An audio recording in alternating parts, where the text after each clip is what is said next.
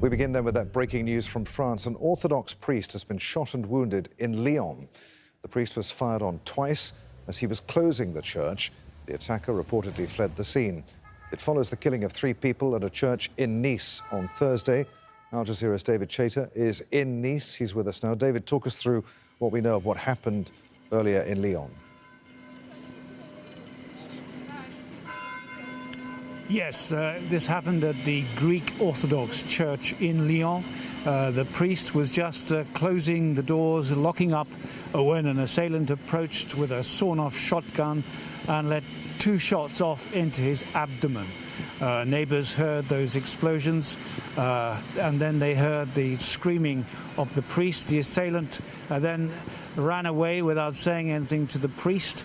The police moved in very quickly.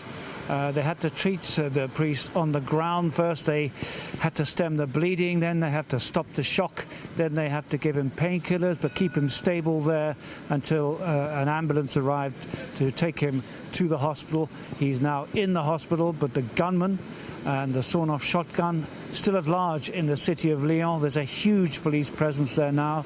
They've taped off all the streets around. They are looking, seeking out this man, warning people that he is dangerous, that he could still launch another attack.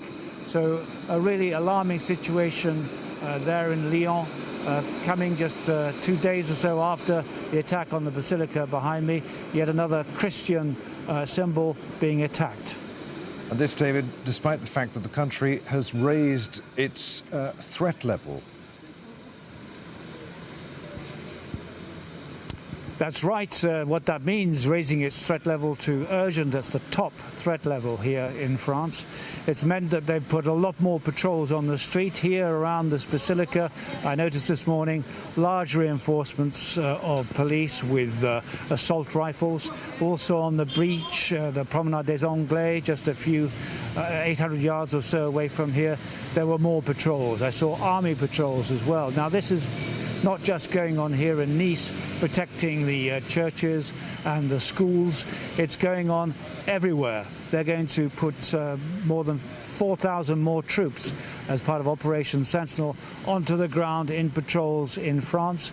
More police units just about everywhere they can, because it's been promised that places of worship and schools, anywhere where there are vulnerable people who might be attacked, the police and the army will do their very best to try and protect them.